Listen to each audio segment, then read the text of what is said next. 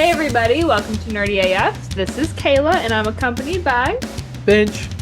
I don't know if I feel like it mirrors it in the post-production where I'm turning, but anywho, welcome to the podcast. So today we're going to be talking about Loki. So we both just finished this up. Finch finished it a lot earlier than I did because for some reason I forgot it was coming out. I had all the hype and then it was already October, which we all know how time goes when you're getting older. And then it was the end of October, and Finch was like, "Did you watch it?" And I'm like, "What?" But I did get it in, and it was a very good show. There was a lot of twists and turns. And so, Finch, I'll let you start. What did you like most about the show, and what was surprising for you? First of all, like we'll get into it much more in depth later, but the end of the season 2 finale was just mind blowing. Like I could not have called that was going to happen. Um, I think when you total in together though, season 1 and season 2, when you talk about the character arc that we watch the character of Loki go through, I thought was brilliant. I felt like the show's brilliantly written, great acting, top to bottom. It's just a great show. And I know it's a good show because it's the kind of production I like to call deliciously weird, right? Like there's just enough weird shit happening that it kind of like keeps you mentally on your toes and just makes the show a whole lot of fun. Yeah, no, I agree. And it's interesting too because, from the beginning of when we met Loki, in the MCU in general, we see a person who wants to come to power to have it all, right? And so, again, for those who haven't watched all of it, spoilers alert. So you can stop listening now and come back later. But at the end, you see him finally gain his throne, and it is not the kind of throne he wants. And I think it makes you resonate a little bit more with He Who Remains, right? Because that guy you would hate to be in that position. And then it feels like he's just the bad guy. Everything is just awful about him, which that's also how, up until the show, I think a lot of people felt about Loki, is that you want to give him a chance and then he screws it up, and then another chance he screws it up, and now is finally his time where he gets what he wants but in the most redeemable way. Mm-hmm. Yeah, and that's I think the most interesting is that especially if you go back, there's a lot of resonance there, especially if you go back and watch the very first Thor movie. At that point in time, we're dealing with a Thor Odin son who's young, cocksure, is entitled to the throne of Asgard. And he's dealt a very, very harsh lesson, and is sent to Earth and is severely humbled. Kind of has to learn that, being a king isn't about ruling. Being a king is about sacrifice. And that to be worthy to sit on that throne, you need to be willing to sacrifice everything for the people, that you serve the people and not the other way around. And that's was like the lesson that we saw Thor learn in that first movie. Loki takes significantly longer, but learns the exact same thing. Right. Mm-hmm. And I don't know if you caught this. It definitely has been going around on social media, but at the very end of the first Thor movie is when Loki says to Odin, I did it for you. I did it for all of us. And Odin says, no, you did it for yourself. And at the very end, the last lines that Loki speaks in the season finale, season 2, he says, for you, for all of us. He says the exact same line, but it's meant in a very, very different way.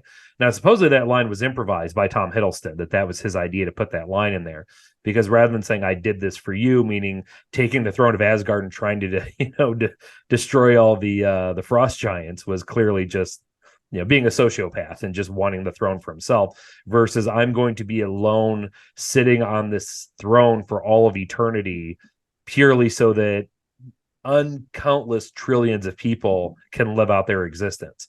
I mean, it was the same thing. He learned the sacrifice thing, that to sit on the throne is sacrifice, not just you get to sit there because you're entitled to it. Right. And going back, I got goosebumps when you brought that up, of that was his last line and how it came back from there. But also the fact that as we see him, he wants control of the people because he feels like he knows best.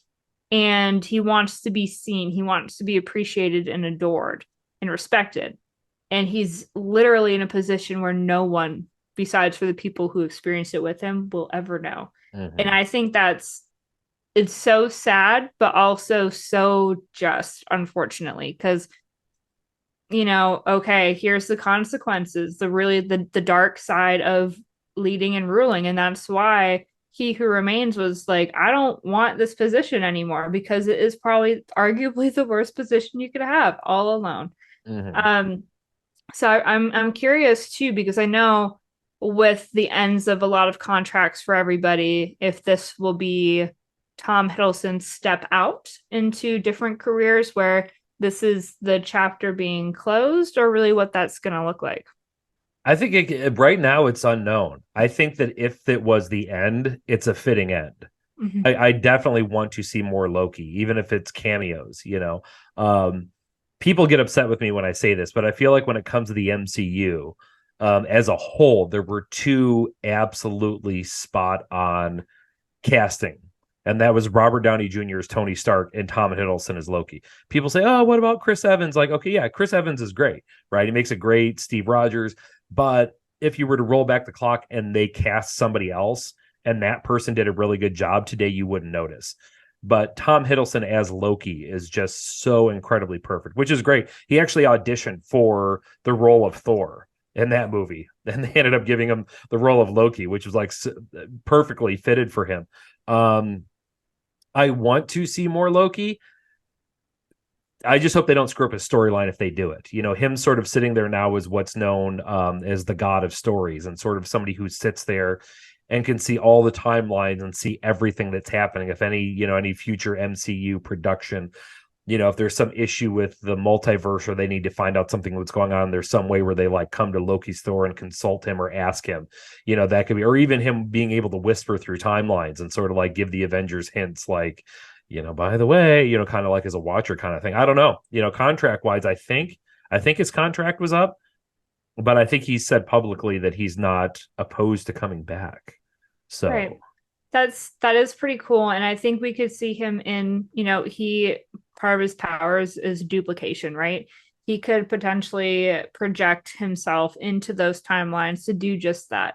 Or at least I think for him coming, with the new Thor movie that will be coming out to make amends and be like, here's where I've been and here's where I will remain. But mhm. I want to explain. I think that would be something, I heard that this next Thor movie is supposed to be a little bit darker, right?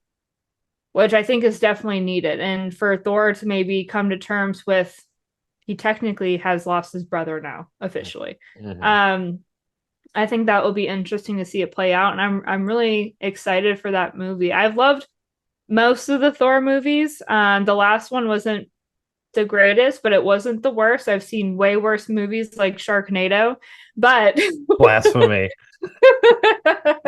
but I think out of all the people, well, I mean not all the people, but like for Thor in that one moment where he's like, I have lost everything and everybody. And he was going through a depression phase, which I'm like fairly just because if I lost just one person like that, I would have already looked like Fat Thor. And he continued to lose so many people that no one, not even his friends, really took the time, which I think is he needs to have a villain era or at least a dark one. Mm-hmm. Oh, Batman. Right. Yeah, I agree. And it'd be interesting because, you know, as far as Thor is concerned, you know, Thanos killed Loki at the beginning of an Infinity War. So, because of course, everything that's happened with the TVA has been outside of like the view of what we consider to be like Avengers, you know, type stuff. So, having that would be priceless. Having some future scene where Thor, you know, comes across Loki sitting on that throne and realizes the sacrifice that his brother made. Because that was always the fun thing about Loki through the movies and the shows. He was that bastard that you wanted to root for. You wanted to like him. You knew he was always going to do the selfish thing to the point where you were giddy almost expecting it. But you always rooted for him to do the right thing, which, you know, he so rarely did. And then to get to see it capped off that way at the end of season 2 was just like, I felt like the best justice. And definitely, I feel the best character arc that a character has had in the MCU. You're talking about because he was in the first two, you know, the first 3 Thor movies. Obviously the first Avengers movie, and then we saw him in Infinity War, and then again briefly in Endgame. And then of course 2 seasons of the show. So we were talking like a lot of screen time that this entire like storyline played out, and it was absolutely phenomenal. I thought it was great writing. I agree. And well, if anyone who's listened to us so far, you can tell that I'm not the biggest fan of a lot of the MCU shows, but I did out of all the ones I've liked so far, my top two was Loki and Moon Knight, which I'm excited for another Moon Knight. I think they have that in the works. But um I would have to agree. Everyone is predictable. And we are already learned from the beginning that Loki is not. And I think that's something that's been really exciting to see him change. And I do think if we can see Thor finally see what, because we were the same. Thor was the same. He was rooting for him to do the right thing. So were we. And we also all knew better, including Thor. But I think he deserves to see what we saw too. Mm-hmm. I agree. And I think the thing, Loki obviously being central to it, but I feel like season one and season two together were great as ensemble stories too. Like the cast of characters that they surrounded him with were absolutely great. I mean, the whole thing with Sylvie, it's a female Loki, if you want to like be a chauvinist and phrase it that way, as so many people do on the internet, that's fine. But the Mobius character, Owen Wilson was great. In this season we got to see Obi, who they call the Robos, I believe was his name, is the crazy tech guy who like existed down in the basement, who's a phenomenal actor. For those of you who are old enough to be fans of the Indiana Jones movies and That like is me. yeah, remember him as a little kid. No time for love, Dr. Jones. Getting to see him, come back and playing such a phenomenal character, and the way they could play with that time, in the sense that he's been working in that office for what they say like over 1,000 years. Yeah. So you could have Loki go back in time like 300 years and be standing right there talking to him and be like, "Oh, you need to build this. Oh, okay." And then you come to the present time. Do you have one of these? No, I don't. Oh, wait, yeah, I did build one of those sometime. It was such a fun way of writing the way they worked all that stuff in.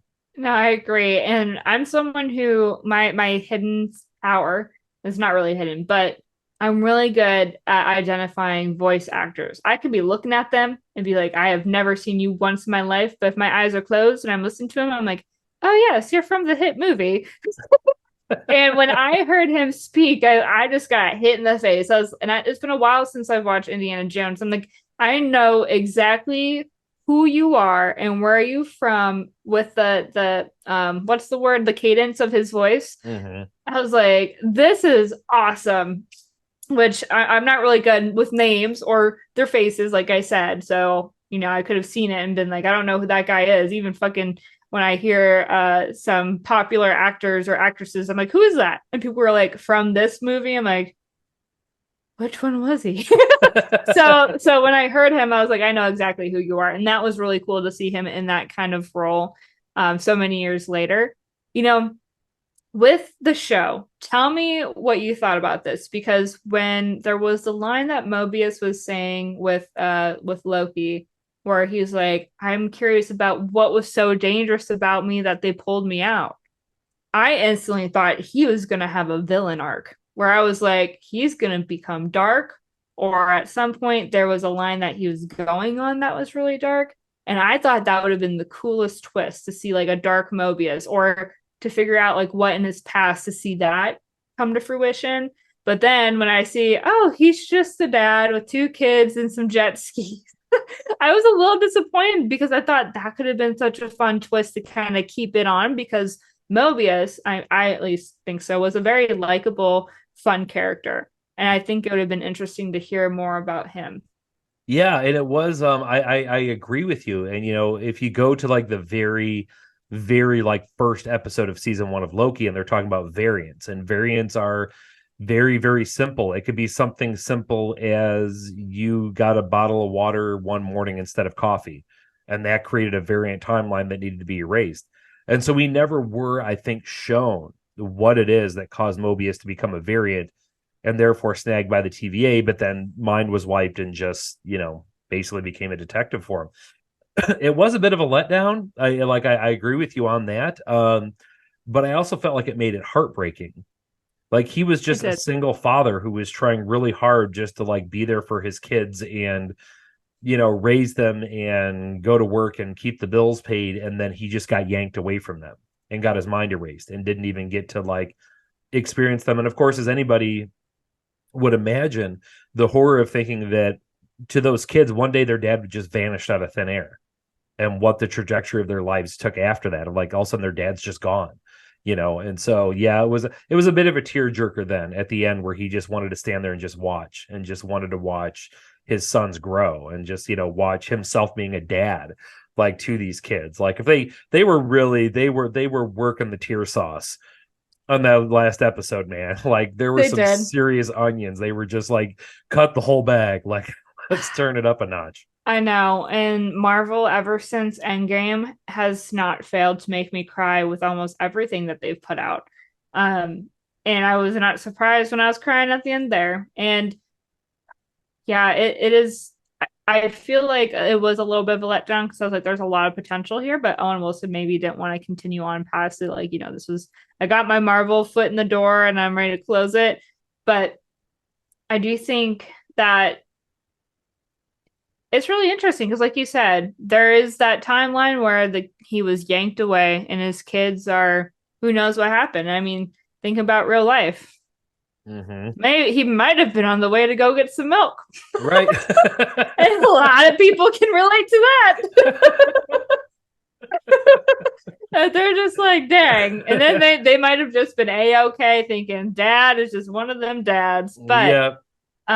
yeah, no, that definitely kind of broke my heart. But I'm curious too, because with these variants that exist of He Who Remains, they said they're going to keep an eye on them, from this time to this time or whatever. But it'll be, I think it's interesting just in general of like how they're going to do that, if we're going to see that happening. Sylvie was a pretty, that was the other thing I was going to bring up. Sorry, keep sidetracked, but it was very clear that Sylvie was like, I will kill him. And if I don't, you are killing me. That's the only way I'm not achieving my goal.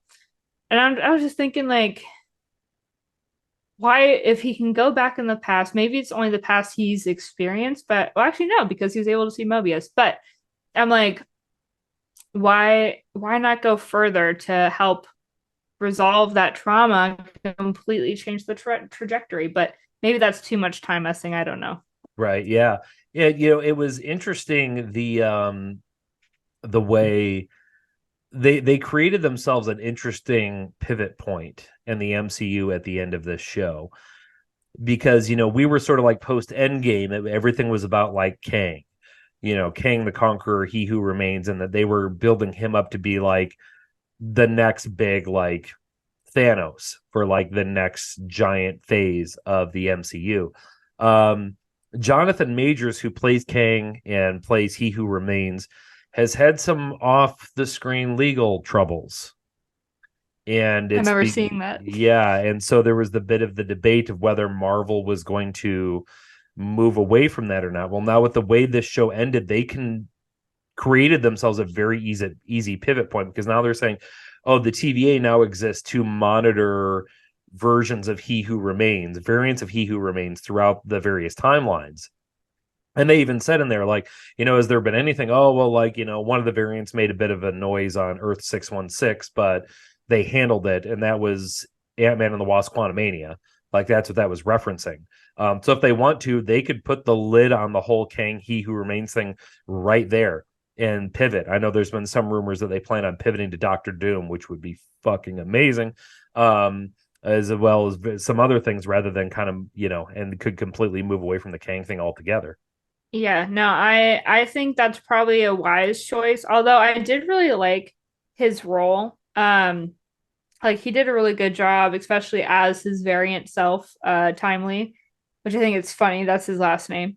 Uh, but I have a feeling that's probably the direction they are going, and they might try to vet. I don't know. That's been happening a lot more in the media lately. Like people hire actors and actresses, and then they just go off the wall saying the craziest stuff, problematic, and they're like, "How can we salvage this because we have a contract?" Mm-hmm. And I'm like, y'all need to get better with that or picking these people. Like, Mm-hmm. Yeah, but I did. He did do a good job acting. yeah, he did. And he's a good actor. If anybody who's a fan of like, he was in Creed 3, the movie Devotion he's in. He's a fantastic actor. Like I'm not doubting that. And especially it was fun seeing, just like you said, playing the variants between Ant-Man and the Wasp, Quantumania, and Loki. Seeing him play these different variants of the character was definitely a lot of fun.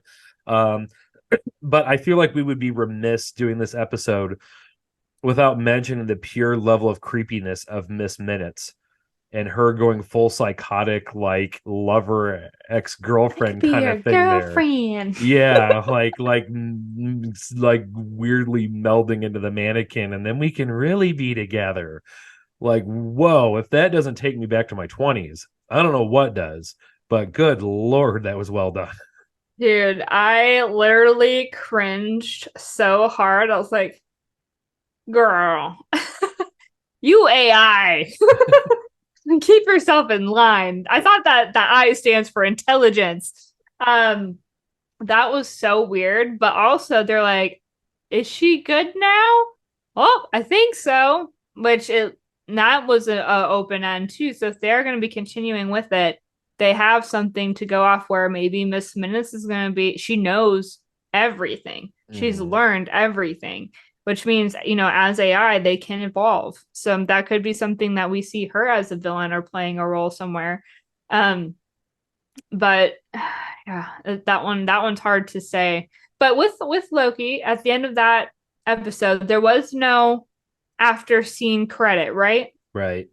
So usually we do see if it's happening, Loki 3 will be in the works or Loki will return. With the fact that that didn't happen, I feel moderately confident that this the story has closed. Mm-hmm. Yeah, and I think you're right, and I think that if we do see Loki in the future MCU, it's going to be more of a cameo type scenario Mm-hmm. versus like being a major character playing a major role in something.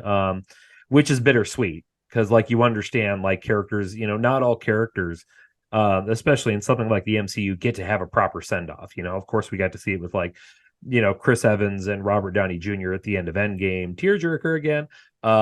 Natasha just went yeet. Yeah, yeah, they just like, oh, by the way, she died. Oh, yeah, that's right. Yeah, she did. Um, yeah, she just, yeah, you're absolutely, I can't even like, yeah, that comment just jacked me. But you're absolutely right. But with Loki, yeah, to like be like that's the bookend, like that's the end of the path. Like I said, bittersweet because I'd love to see more, but on the other hand, you kind of understand that that's also a fitting end for the character and the story that was being told about him. Oh yeah, no, I feel very comfortable with that too. And I feel like it's kind of like how Doctor Strange is sometimes where he's made like a slight appearance to make the story further or help in some way, but then like for Spider-Man, like it's mostly, that more recent movie was all just Spider-Man related stuff with like a sprinkle of Doctor Strange, right? Did I remember that correctly? I think that's how it went. It's been a Yeah. while. Right. So I think that's probably if Loki's going to play a role, that's about the kind of screen time he would get. But I wanted to ask because I've just been out of touch with reality. When it comes to the upcoming Marvel movies, what do we have to look forward to as well as shows? Do you know? Not a lot. They've really dialed it back. And admittedly so. We had heard that like I think like 6 months ago or so because they had gotten to the point where they were putting so much out there that I felt like quality was lacking, and a lot of fans thought that too. Like several of the MCU shows, there has yet to be a movie or a show. I no, I'll take that back. I was about to say there has yet to be a show or an MCU movie that I thought sucked. I thought some were just subpar, but Secret Invasion sucked.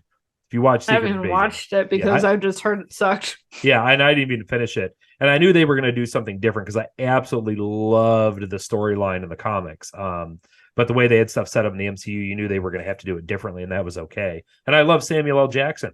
Like, how can you not have him as Nick Fury? Now we just had Marvels that came out, which was amazing. I loved it. There's too much like toxic fanboy hate out there, and I'm tired of a-holes defending the toxic men. Like I literally had somebody who like said to me, he's like, "Oh, you can't blame it on the toxic, fanboys. They only make up 30 to 40% of the fandom." Blah blah. Like that's a significant amount. and they're Yeah. When toxic you think about how a-holes. small. Yeah. you know.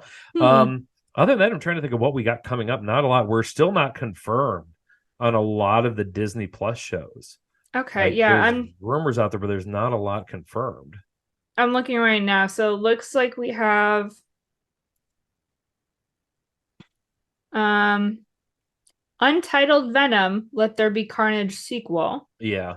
2024. 2025 is Blade. Back to 2024, we have Thunderbolts. And then 2026, Avengers, the Kang Dynasty. Mm-hmm. Kang or Kong? Kang? Kang. Okay, I said that right. Sorry. My accent, Kong, Kang, whatever. The Um, A's, the I's, the O's. The Avengers Secret Wars 2027. mhm. Captain America Brave New World 2025. The Deadpool movie 2024. And then Madam Web in 2024. Yeah, and we did just have the first trailer for Madam Web come out this week. Mm. And that looked interesting. I will probably definitely be seeing that. Of course, we have the next animated Spider-Verse movies coming. That's a subject you and I need to discuss off camera sometime. But yeah, and even in the whole like Avengers Kang Dynasty, that might be changing because it was announced recently that the person who was originally decided to direct that is no longer associated with the project. So that could be another behind the scenes signal that they're pivoting away and it's going to be something else. We did. Oh, by the way, I don't know if you caught this, Beans, but it was announced this week that they have cast someone to play Reed Richards, aka Mr. Fantastic, in the Fantastic Four movie.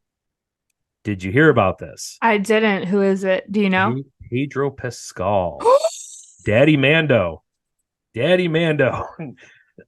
Going to be Mr. Fantastic, going to be the head of the Fantastic Four. I've been excited for a Fantastic Four movie in the MCU. And oh my God, is that like casting not like perfect? I'm going to let you Uh, blush for a while. Just... I don't know if anyone can tell if you're looking at me on screen. My face got visibly pinker. I am so happy about that because, okay, guys, if you don't know me, there's a couple men that I love who I'll probably never meet. And if I do, Lord have mercy. Pedro, Carl Urban, and who's the other one? David. Oh, David Harbour. Yeah, those three. I don't know if you notice anything about that, but they're dad age. They're beekeeping age. They are prime. They got good facial hair. Well, actually, Pedro a little bit questionable, but I'll take it. Anyway, so if anyone, I was gonna say if anyone knows them, Yeah. I was share my Insta. But last last weekend I was at a mall Christmas shopping with my family and walked past a store that in their big storefront window had these giant like frame portraits of David Harbour and like various like almost like senior high school picture like poses, and I had to take a picture of it and send it to Kayla right away. I was like, is this what you want for Christmas? Is this what I need to get for you? Like oh my god, if I could get a combo, like if someone can AI a picture of David Harbour, Pedro Pascal, and Carl Urban to be together. It doesn't have to be like super sexy. I just want them in a group together looking good so I can put it on a picture on my wall. I'm okay with it. That's the trifecta, the holy trifecta, if I may. yeah, so I was at Twin Cities kind of Minneapolis a couple weeks ago, and one of the vendors had this display, and I took like a 3-second video of it. I will throw it up here on the YouTube as Kayla live reacts to it on her phone. Oh, it's a video. Yeah.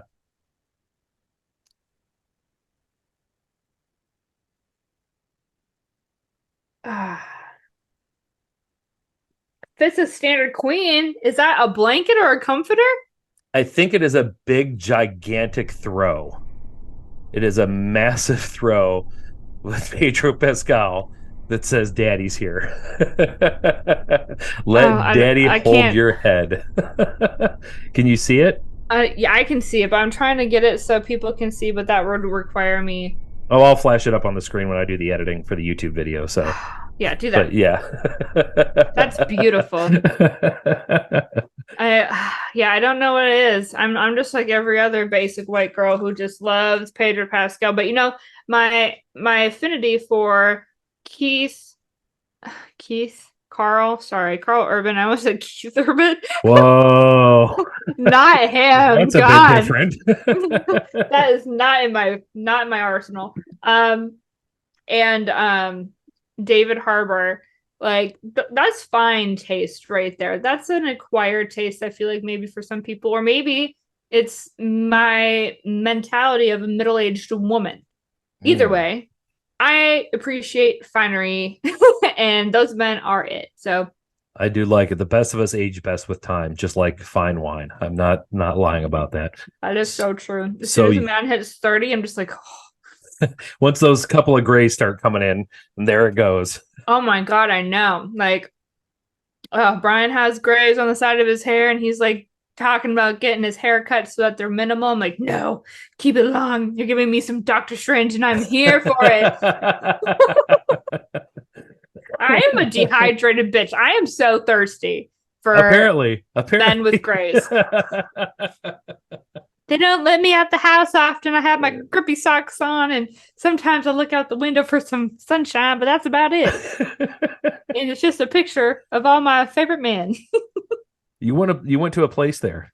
You went to a place there right in front of everybody, and that's okay. Yep, I have people who do love me. Believe it or not, with that kind of crazy attitude. But I love it, out here. 100%. But that's our Loki episode, folks. That is And my our obsession with older men. yeah. That's we spent 80% of the time talking about Loki and 20% talking about Kayla's older man obsession. And Yep. no kink shaming here. It's okay. We're all Yeah. that's actually on the tamer end of the spectrum that's out there. So I could do a lot worse, and I'll leave it at that. well, all right, folks. Thank you so much for listening. We are going to get out of here. We will be back again very, very soon. Once again, this is Nerdy AF. I am Finch, and this is Hello.